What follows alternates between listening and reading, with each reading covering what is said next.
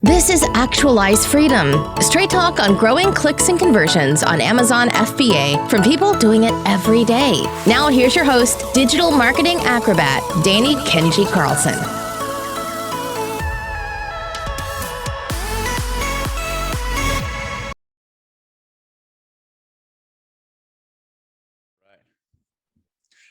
What's up, guys? Danny Carlson here with the Actualize Freedom podcast. And today we have an episode we're diving deep on Amazon PPC and product research with the man straight from JungleScout. You guys, if you're in the Amazon space for more than 5 minutes, you guys would have heard of JungleScout. They're one of the OG software companies, if not the OG software company when it comes to Amazon seller software. I remember when I started in Amazon back in 2016, there wasn't really many softwares that catered to Amazon sellers. JungleScout was kind of like the original gangster of Amazon software. So we have here Rolando Galeana here to help talk about Amazon PPC and Amazon product research. So before we dive into that, welcome to the podcast, first of all, Rolando, and let's just dive into your background in Amazon in a roundabout way. How did you even get involved in Amazon in the first place? Yeah, well, first off, I'm glad to be here, Danny. This is awesome. Well, funny thing is I've pretty much done everything from being a pastor to a stockbroker, turned entrepreneur, and after a failed tech startup business that I had started, I found myself bedridden and trying to search for an opportunity of what I could do from bed, and that's how I stumbled across selling on Amazon. And it was interesting because at that time, back in 2016, like you said, there wasn't really a whole lot of information. There wasn't many tools, but I did come across a YouTube channel with this extraordinary guy named Greg Mercer, and he was talking about how to launch and sell a product on Amazon. And it was, lo and behold, it was our first $1 million case study. And through the $1 million case study, which is one of our free resources, I literally learned everything on how to launch my very first product, which ultimately, it's just funny how life kind of comes full circle. I always really looked up and admired Greg throughout this whole seller journey. And I had the opportunity in 2018 to come and help in season 4 of the $1 million case study. So, I'm fortunate that what I do at JungleScout is I help create success stories along with the entire JungleScout team. And that's pretty much my role. It's a fun job. And much like you, Danny, I'm sure one of the things that I love to do is just to help people along the way and just really come at it in a position of maybe teaching or mentorship or coaching. All those things are just priceless.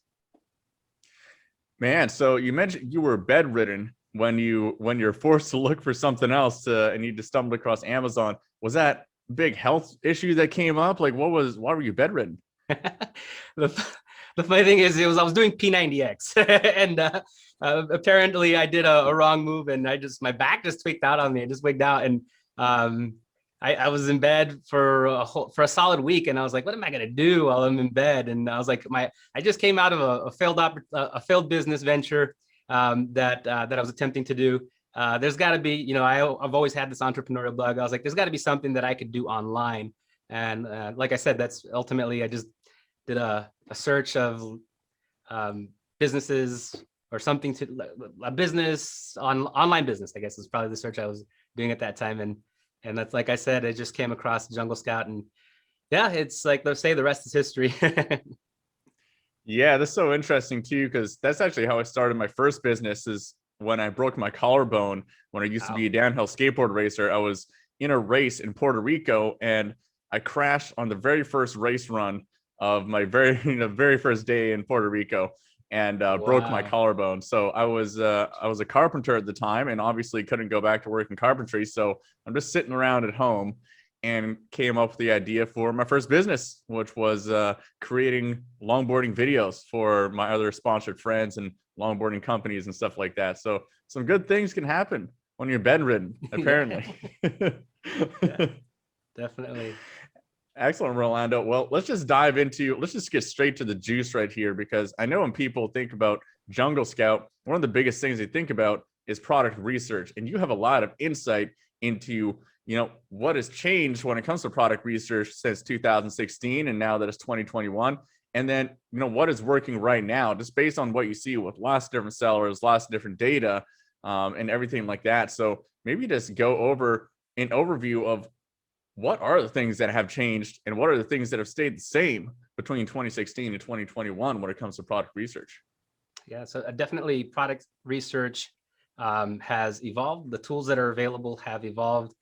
In fact, we were early on known just as a product research tool, JungleScout, but now we're an all-in-one suite. So essentially, you can, you could start, launch, and scale your business through Amazon. That's definitely evolved and changed. You may recall that in the early days, you had to have just different tools to accomplish different things, right? And now it's just all encompassed in one tool through JungleScout. So I would say that that's probably huge in the sense of maintaining your business, managing your business, growing your business.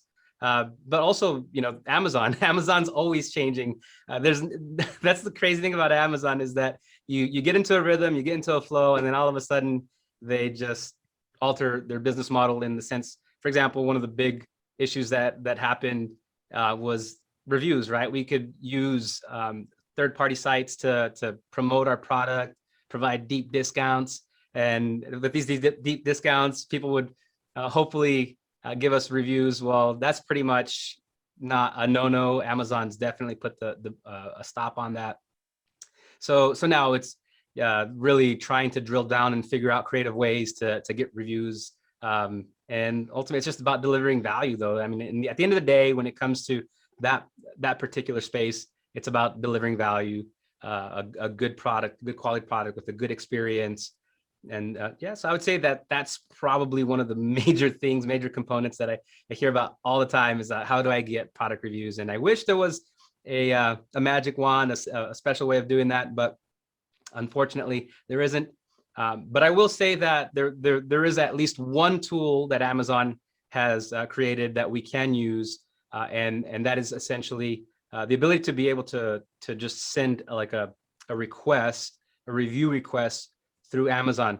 And that is a game changer, where you can actually, there's a button when you go into Seller Central, you would select and request a review. And they'll just send an email, a generic email, with asking the customer to provide their star rating. But we have automated that with our request a review button inside of JungleScout. So we're always trying to stay on top of things and trying to keep on top of what Amazon's doing and how they're evolving and how they're changing, and just implement those changes. Yeah, it makes a lot of sense. It's good that Amazon's released that review button in their API, so we can actually work it into some software tools here. I'm curious, what, as far as the product criteria, how it's like you're looking for products that are, meet a certain criteria, maybe they have a certain range of reviews or something like that. Do you think the criteria for a good product has really changed since 2016? Are people looking for products that have higher revenues now, or what are some of the metrics that you think have changed? Yeah, I think it's definitely gone up slightly.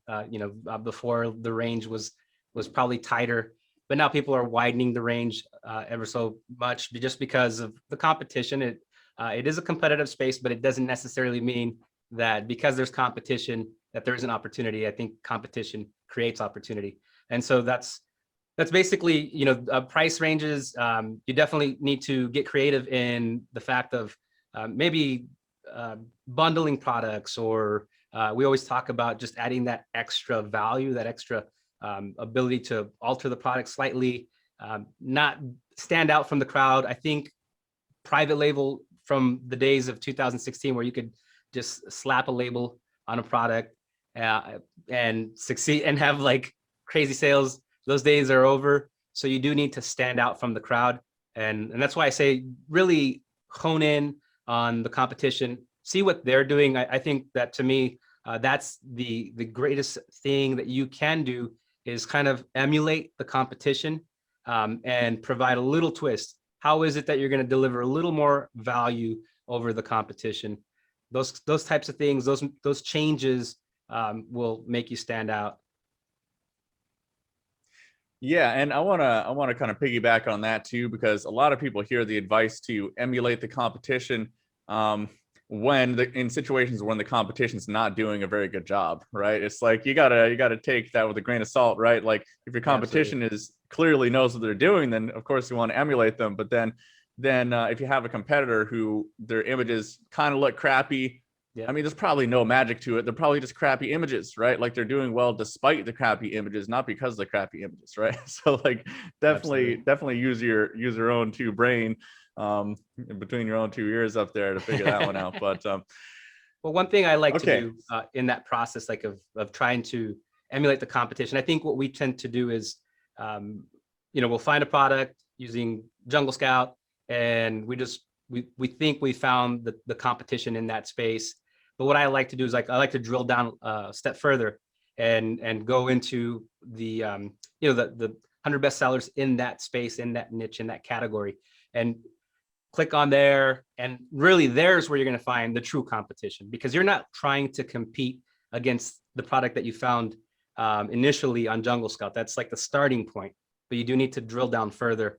And by going in and really finding the 100 the 100 best top sellers, then you're going to be able to really emulate the like creme de la creme, and starting with the number one seller. What is it that they're doing? What is it that what are their images doing? What does their copy look like? Or, like on the A plus content, what do they have? So it's a little bit of a leapfrog that you do when you're doing this. It saves a lot of time, a lot of hassle of trying to figure it out, because they're number one for a reason. They're number one for a reason. And so why is it that they're number one? So I like to kind of reverse engineer processes and start there and see, analyze maybe the top 5 sellers, see what's in their copy, see what's in, what is it that they're doing. And even while on that page, use our Chrome extension just to see the top. There's a feature in the Chrome extension where it gives you like a word cloud, and I'll use that word cloud as keywords that I can use for either optimizing my listing or just drilling down on my PPC. And then, so that's a really interesting point there, because a lot of people, they can look at a, JungleScout report and they'll just take it just at face value, and they'll see, okay, so this is my top competitor, this is this, just all based on numbers in a spreadsheet, basically, right? But what you're saying is that it's a lot more complicated than that. You gotta compare their A plus content against, maybe their images and some other things that are much more subjective that you can't really have punched out into a spreadsheet, right? So how do you really go through that process with yourself? Is there a lot of like mental calculation, or what are you doing when you're comparing those products against each other? Yes, it's a little bit of a science and an art, right? So the numbers, the data will validate it, right? So that's where JungleScout comes into play. Let's validate this product. Let's make sure that what is it earning monthly, and what's the general competition look like in this niche, in this category. But when it comes down to it, really you have to go that extra step, right? You have to go that extra step, because our number one goal is not to be ranked 1,000. Ideally we want to be number one in that niche. So that's why I say by really looking at the even like I would say the top 10, let's say, what I'm looking at is, why is it? And I always try to put myself, and this is the art part, the art component. This isn't like the science part, because at the end of the day, what we're trying to do is we're trying to create a conversion, right? Or we're trying to gain a customer. So the art portion is, let me step back. Let me look at, okay, I'm looking at this from the shoes of my, of a customer. What is that that first turns them on to click onto my listing, right? Is it the main image? Typically, the first thing that you're going to encounter is, the main image, the reviews, title, may play an impact on that, and so on. So that's like the first step of the funnel. Then you get them to go and see your listing, right? So now you've got to convert them. So what is it that's going to convert them? it's going to be your sales copy and the additional images that you're incorporating in your listing. So what is it? So there's got to be some secret sauce of like the images, right? Like if it's a lifestyle photo of the product in use, out camping, whatever the case may be, you might want to emulate that, right? You can't steal their photos, but you could definitely emulate that process. And then same thing with the title and the bullet points. You know, you got to look and see what is it. A lot of times what I find with the top ranked sellers, it's about clarity, because at the end of the day, everybody wants the keyword stuff. Everybody wants to try to, they just create this listing that almost doesn't even make sense. But I find that the top sellers always bring clarity, and 9 times out of 10, their titles are short and concise and to the point. And then their bullet points are not just highlighting the features, but they're highlighting the benefits. So it's about, this is the art component. It's about telling the story. And then what is it that's going to convince them to continue scrolling? Because you have about maybe 3 seconds of their time tops to really get their attention. So what's going to matter in step 1 is, what is it that's above the fold? So the moment that they land on their mobile device or if they're on their computer, what is above the fold? And that matters first. So let's get that down. Then from there, we can start to create the story through, say, our A+ content. And once again, what is the competition doing to tell their story? And I always, story sell, right? So I think that is, we lose that as marketers or as business owners, that, at the end of the day, there's a customer behind this, and they need to see themselves in that story. So build that story for them, and keep them, keep their attention as long as possible, so that you can get a conversion. Yeah, I love everything you're saying right there. It's very similar to a concept we talk about a lot at Kenji ROI called key info optimization. We basically sum that up as the single most important thing when it comes to listing optimization is key info optimization. It's showing customers the most key info they need to make their buying decision in the places they're actually going to see it, right? So I think some of the big common mistakes that people make is cramming too much information into the listing and in their images and their infographics, especially, that have like 8 different things going on in one single infographic, when only maybe 4 of those things in the infographic are actually key pieces of information. The other things are just like, your customers don't really care about those other things.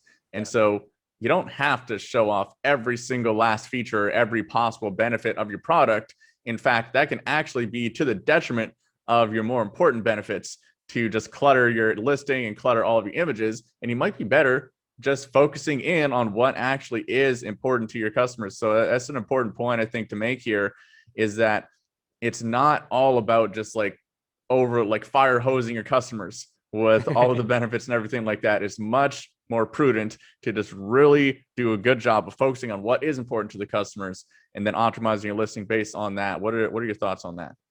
No, I agree wholeheartedly. And I one of the things that I'll add to that is, I think in this whole process of selling on Amazon, one thing that's lost is the market research component, right? We find a product, we do the homework. There's obviously a lot of moving parts, right? We got to source the product.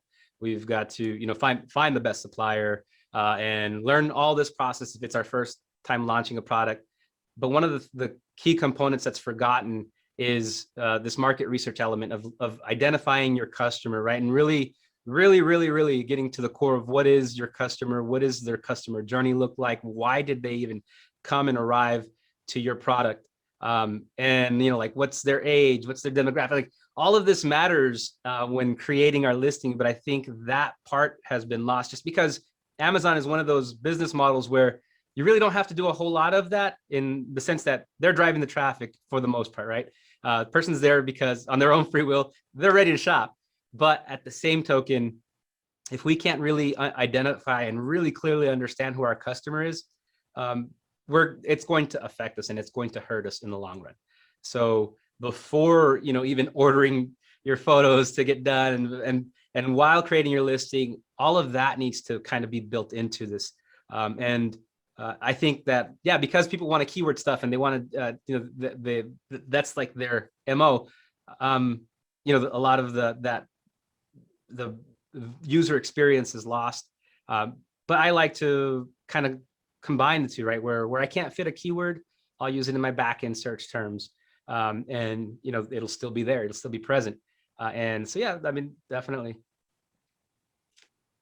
Yeah, and it's an interesting time right now too, because now we have audiences inside of Amazon ads, which actually does allow us to kind of target these segments, these groups of people that otherwise, like, Amazon sellers just didn't usually think in terms of different customer segments and demographics and things like that. So maybe that's a good segue over to Amazon ads. Have you played around much with the audiences, the in-market audiences and demographics and things like that?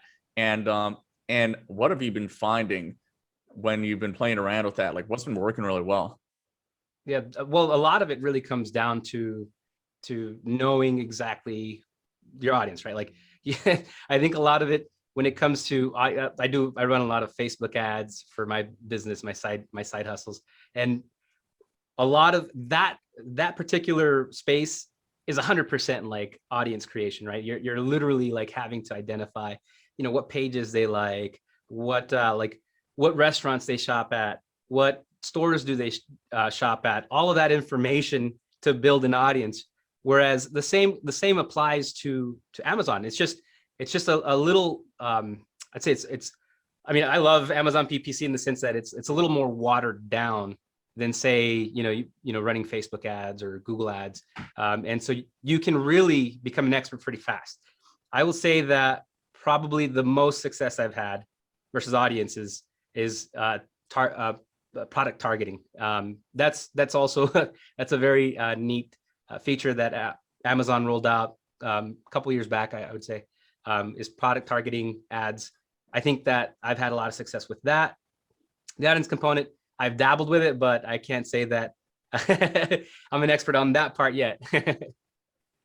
Yeah, it's still fairly new, and it's definitely infantile compared to Facebook ads. Like, it's nowhere near as comprehensive as the targeting Facebook or Google ads, but it is a step in the right direction, right? Like, you actually are able to target brand new customers using market segments instead of keywords or product targets as the actual target. And same as you, Rolando, we're still testing out a bunch of stuff, and we haven't really found any consensus of like, okay, this seems to work the best for all the brands that we're working with. But it's a good new tool, right? I think at the very least you should be targeting your own customers, right? Like retargeting, which is obviously, with you coming from a Facebook ads background, you'll understand just how powerful retargeting ads are. Yeah, and if you're not using them in Facebook ads, you're just kind of just leaving some money on the table, right? Like, you're kind of your funnel is just leaky, so to speak. So now that we have the capability to be retargeting people who are our customers, or people who have viewed our products or have viewed our competitors' products, for example,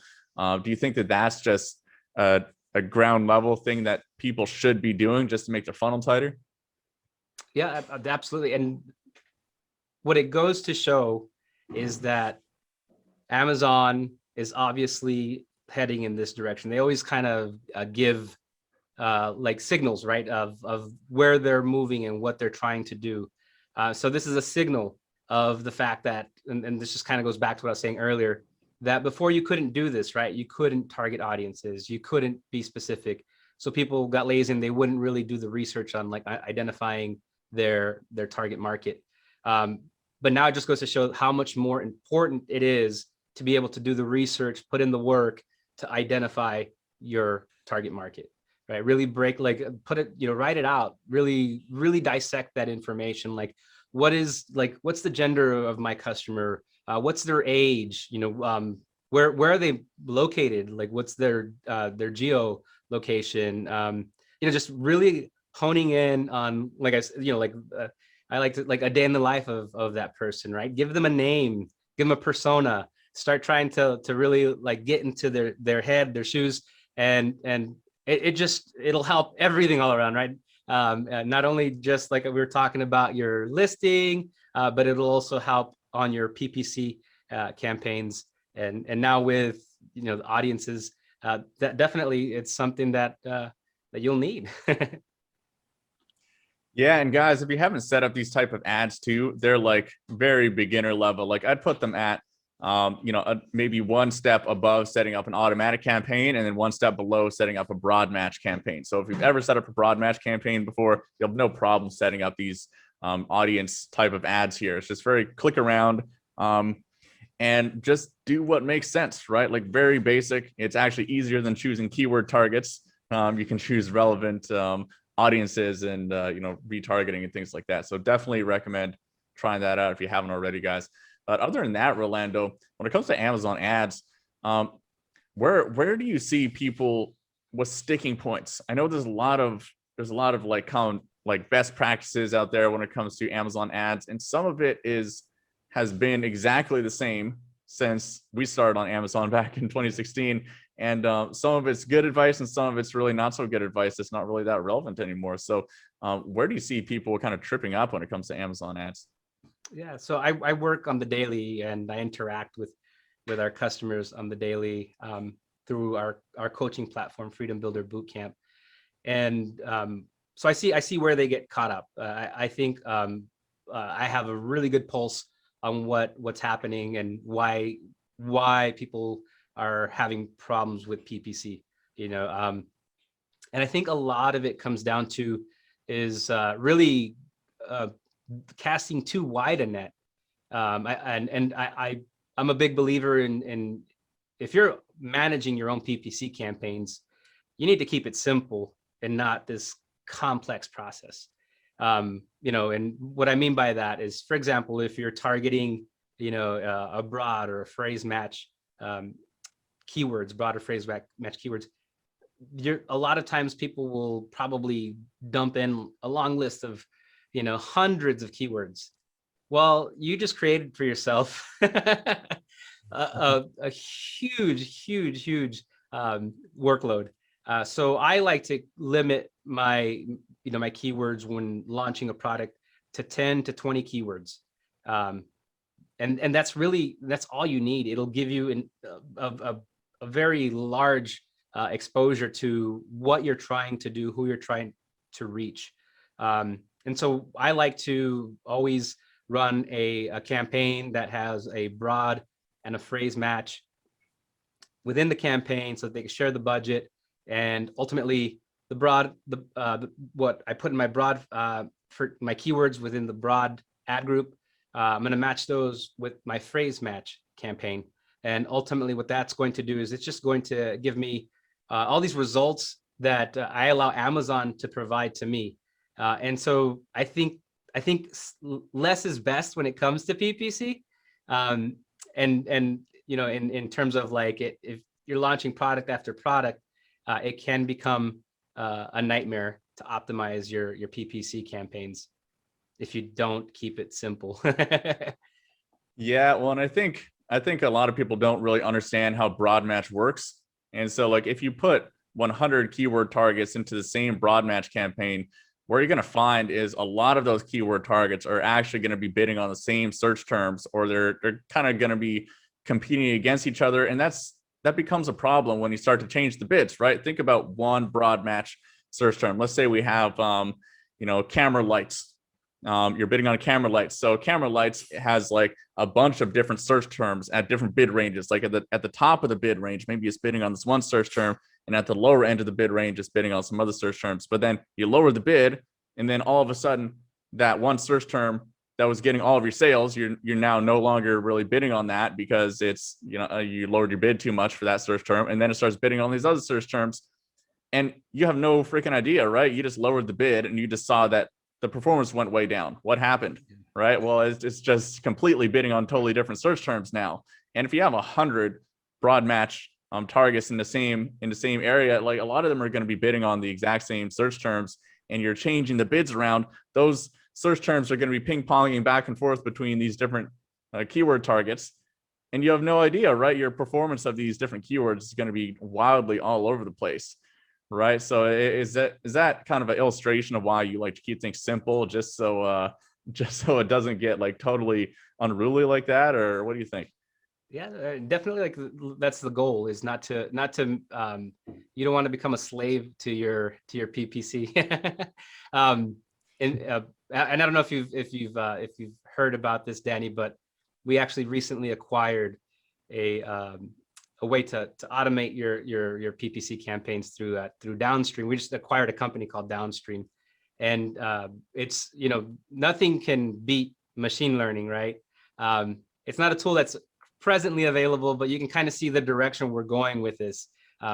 Less is best. Like, I am a huge proponent, though. I do say you have to learn PPC because you need to kind of understand the inner workings of how it all works, right?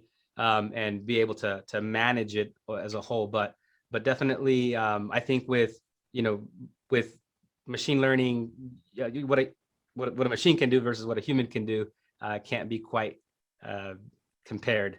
So there's a little bit of being able to understand that, like, you have to learn PPC, you have to in the early stages, but then over time, if you can create a nightmare, you can create a headache for yourself. So that's why just keep it simple. I mean, that's really what it is.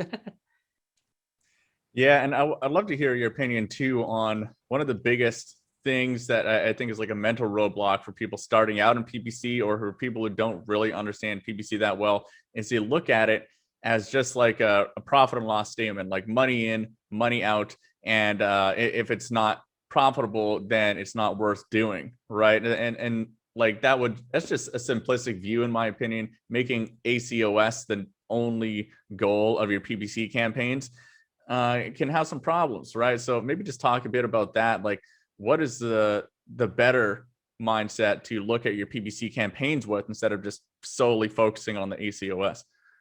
Yeah, so it's essentially, it comes down to, it's an investment. All businesses have a marketing expense. So look at it, rather than just looking at the finite, ACOS, whatever you're looking at. Look at the bigger, broader picture. What are the results that it could generate in terms of brand awareness? Companies spend, millions on just making their brand, putting their brand out there, right? Well, with Amazon, this is a similar, take that same mindset, is that putting your brand out there is critical. And of course, you do need to continuously optimize and bring down that ACOS over time. But I think a lot of times what happens is, in the early stages, and talking to a lot of our students, it's basically one of the challenges that they have is that they see a high ACOS and they want to quit too soon on PPC. But I look at it differently, and ultimately it's a long-term game. It's not a short-term game, and that's why I say you need to understand how to do it and how to operate it. It's not something that you right out the gate you outsource. I think that having the understanding will go a long way, because then you can translate that to other ways, to other mediums, right? You can translate that information that you learned about PPC on maybe running some Facebook traffic, and maybe running some Google ads traffic down the road. So that's why, like, that's why I love Amazon PPC. I started, through Facebook advertising. I really got into Facebook advertising. But when I started selling on Amazon, ultimately I realized, like, wow, this is actually not that complicated. Because where I came from, when you look at things coming from like a really like intense, like trying to, like, you got to install the pixel, you got to create, these audiences and so on and so forth. It's just like, okay, this is not complicated at all. I just need to stick with the system and stick with it, because what I see is a lot of people will start very aggressive and will, in terms of like, they spend time in their PPC, but slowly just don't really monitor it or watch it, and it's not the way it works. It does require some constant monitoring and like I said, tweaking and adjusting. So that would be that's the long-term game. We're not in this for the short haul. We're in this for the long haul. Yeah, and I think it makes a lot of sense to look at your Amazon PPC as a way of driving your organic rankings as well. So rather than, I know a lot of sellers, they look at their Amazon PPC line item in their reports, and they're like, oh my goodness, how much money did I spend on ads this month? And they look at that as something that could potentially be reduced to raise their profit without really considering, like, is this actually driving some organic sales and everything like that? So I think it's also very important to look at if it's profitable, then if it's profitable or break even, then there's no reason why you shouldn't be trying to generate more sales, right? Like if you're generating sales profitably at break even, or even a little bit under break even, and driving organic sales and potentially boosting your keyword ranking to get more organic sales, then why the heck wouldn't you scale that up? And if you are reducing your PPC spend and reducing the amount of sales that are coming in, then you're potentially shooting yourself in the foot. And I just see this mindset a lot of potential clients of ours or PPC, and it's I just think that it requires a different mindset to look at Amazon ads to actually get good results. Yeah, and really it comes down to planning out, a budget. Because once you have a budget locked in, then at least it's not going to hurt your bottom line. I think, having, what is it that I'm willing to spend? Like how much can I allocate towards my PPC campaigns without it, really impacting my business as a whole. So planning is huge when it comes to PPC. I think a lot of people just want to kind of like, it's kind of like throw spaghetti at the wall and see if it sticks. But that really isn't what PPC or just any type of advertising or how it works. Advertising, it really does require thinking long-term, and kind of breaking it down to bite size. Okay, so for the year, this is how much I can spend on PPC. Now, granted, that might increase, it might decrease, but just kind of look at it from a long-term time horizon, because that's another thing that I get a lot of questions of, is like, do I pause my PPC campaigns? No, absolutely not. So you want to look at it from a long-term time horizon, a year out, and then kind of break it down monthly and then daily. And what does that equate to? Not just look at it like, oh, okay, so I'm gonna put $50 a day as my daily budget on this campaign for no rhyme or reason. So that's why I think that's where a lot of people really go wrong, is not really really looking at the long-term time horizon. Yeah, a year really isn't isn't even enough. But for PPC, at least you could probably, you could come down to a number by looking out a year. Yeah, well, at the very least, calculating what your cash flow can actually handle, because that's one of the most important things as an e-commerce business owner, is just making sure you have cash to pay for your reordering of inventory, to pay for everything they need to pay for. There's a lot, right? And calculating that cash flow is very important. And if you're not thinking about that, if you don't just open up a simple spreadsheet and you miscalculated, you're like, I accidentally spent $5,000 more than I can actually afford this month on ads, and then all of a sudden you don't have money to pay for reordering your inventory, right? You're screwed, right? So it doesn't take a complex calculation. You just got to open up a spreadsheet and just say, okay, so what actually can I realistically afford to spend on ads? And then, maybe if you want to be more aggressive, you can push it a little bit, but then at least where that zone is, right? Then you're not blindsided by, now I don't have enough money to spend on my inventory. Yeah, you have a baseline that you could work with. And I think out of desperation, people will do crazy things, like pause their campaigns when, it's like peak, Prime Day or something like that. Like it's really, having a baseline and, knowing that you can, you do have the cash flow to support that. Yeah, and I'm sure you get this question all the time too, of people thinking that if they get the keyword ranking, if they get to page 1, then they can shut their ads off. Yes. What's your recommendation there? Oh, heck no. What do you mean got you there? Yeah, no, that's not an option. Yeah, always it's business, right? And in business, you have marketing expenses. This is your marketing expense on Amazon for selling on Amazon. Yeah, well, just think about it too. If you're on page one, even if you're at the very top of page one, and then you're also taking out the ad slot directly above you at the top of page one, great, right? Yeah, that's stopping a competitor from taking up that ad slot. You're just getting a double exposure, and that's one less customer that clicked on your competitor's ad to buy their product instead of your product. So, I mean, it's definitely not a waste of money. And I definitely agree with you there. But there's been awesome, times, Rolando, oh, sorry. Oh, sorry. Go ahead. We're kind of wrapping up at the end of our time here, but just go ahead and finish your thought there. I was just gonna say, just put yourself as like, a customer. You're on Amazon. Like I've done that where I see a sponsor and I'm like, no, I'm not interested. But then it's in the, it's in the top 10 organically ranked, and it almost like reinforced the thought of like, okay, I need to buy it. It's just like a Jedi mind trick that happens by having you come up twice. So definitely.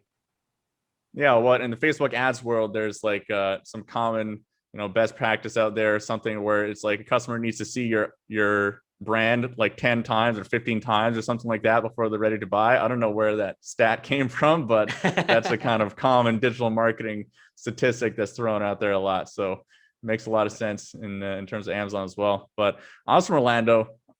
If people want to learn more about what you're doing, I know you lead some boot camp and a whole bunch of stuff and content with JungleScout. Where can they learn more about your stuff?